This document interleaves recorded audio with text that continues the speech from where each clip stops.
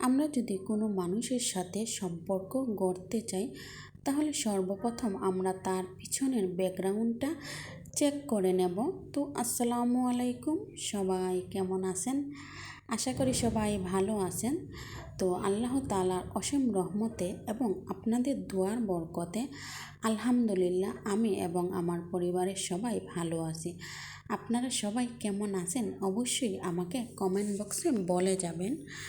তো আমাদের আমরা অনেক কিছু মানুষের কথা বলা থেকে আমরা অনেক কিছুই বুঝতে পারি। সেগুলো যদি আমরা লক্ষ্য করে কারোর সাথে সম্পর্ক তৈরি করি তাহলে আমরা পিছনে দিয়ে পস্তাতে হবে না এবং সব কিছু দেখে শুনে বুঝে আমরা সম্পর্ক করব। কারণ সম্পর্কটা কখনোই একদিন বা দুদিনের জন্য হয় না, সম্পর্কটা সারা জীবনের জন্যই হয় এবং সম্পর্কটা যাতে তিক্ততা না আসে সেই জন্য আমরা অনেক কিছু যাচাই বাছাই করে সম্পর্কটা তৈরি করব।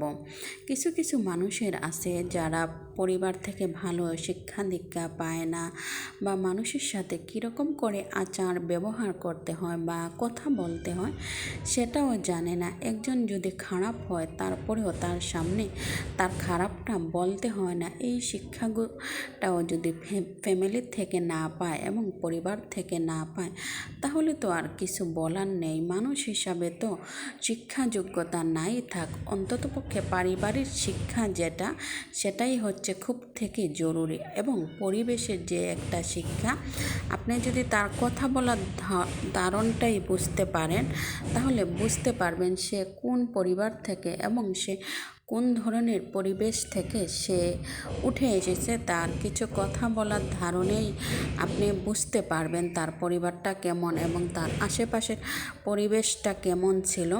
সেগুলো আমরা খুব মূল্যবান একটা কথা এবং খুবই গুরুত্বপূর্ণ একটা বিষয়। এই বিষয়গুলো যদি আমরা লক্ষ্য রাখি বা এই বিষয়টা দেখে যদি আমরা সামনের দিকে আগানোর চেষ্টা করি তাহলে ইনশাল্লাহ আমাদের পরবর্তীতে আর পস্তাতে হবে না।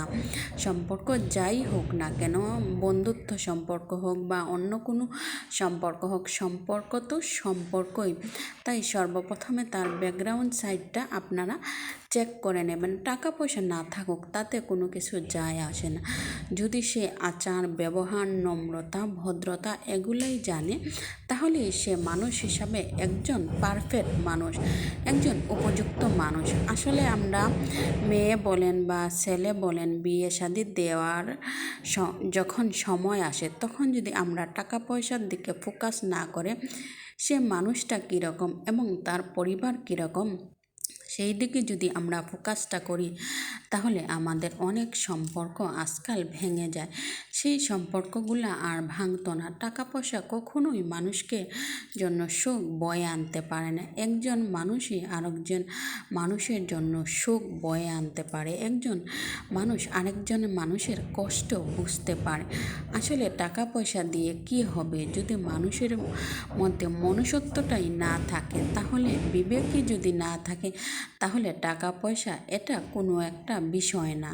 টাকা আজ আছে হয়তো কাল থাকবে না, কিন্তু টাকা পয়সাটা গুরুত্বপূর্ণ না।